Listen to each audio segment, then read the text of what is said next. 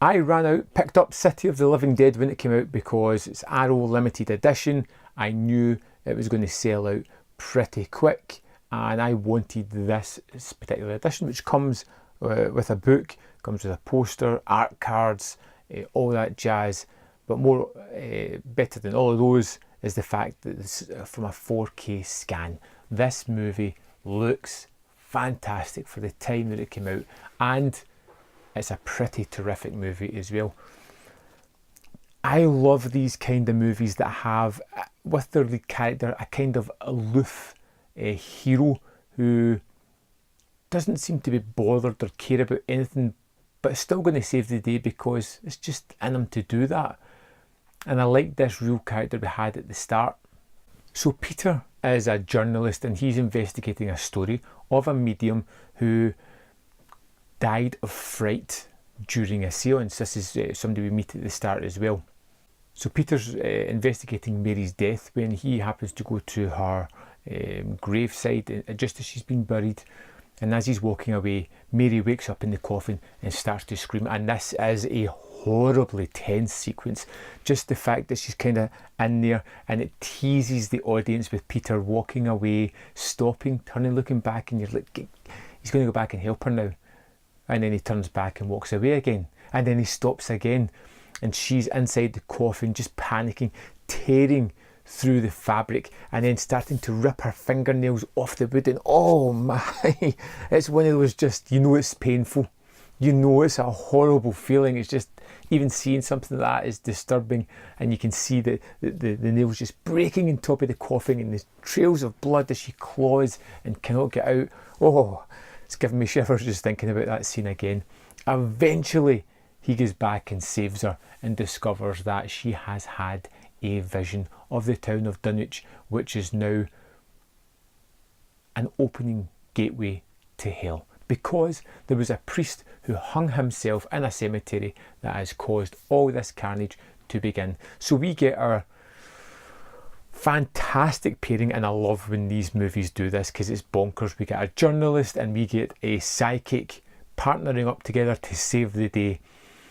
It's so odd to have this kind of pairing, but it works. It's these kind of people that seem to instantly have that banter, that relationship, the connectivity, that just, they could almost finish each other's sentences. It's just so much fun to see them together. I think it's great. And we get our heroes going to this strange place to save the day. And I'm kind of going to leave it there. That's about 20 minutes into the movie. And if you haven't seen it, you need to check it out. There are unbelievable effects here, and because of the 4K scan, they look unbelievably gross. And just, how did they do that? There is one scene that is far and away my favourite.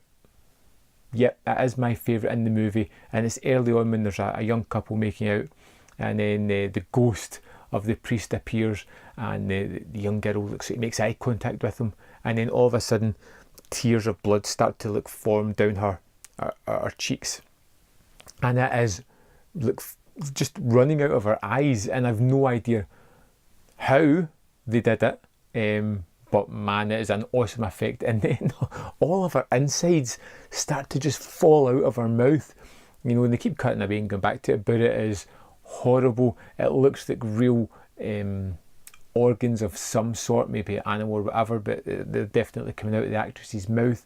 It looks horrible.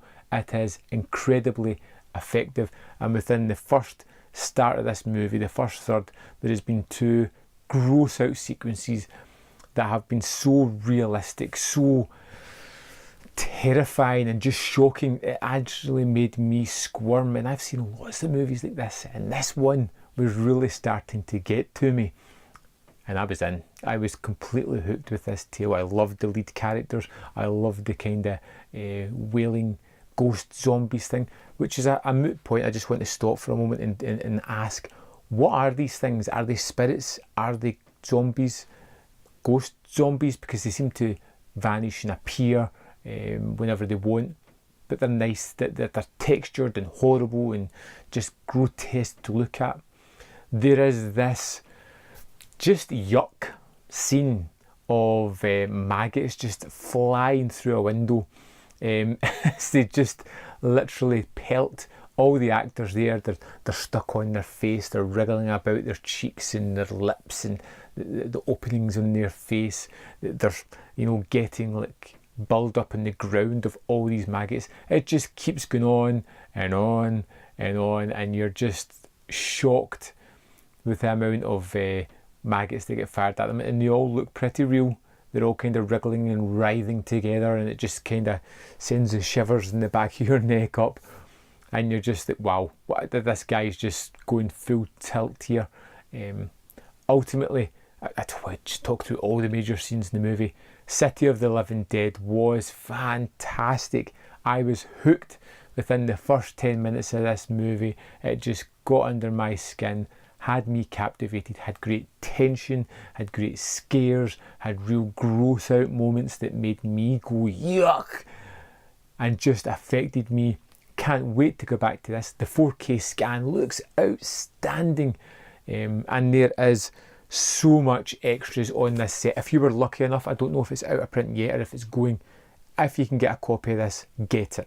Just pick it up. It is totally worth it.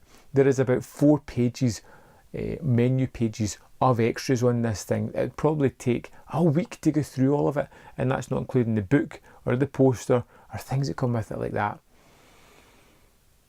This is pretty fantastic. I'm kind of novice on Lucio Fulci. I've seen maybe 4 or 5 of his movies. I'm looking to check out more. I know I've got The Beyond somewhere and House by the Cemetery, which I will be getting to very soon, thanks to this terrific movie.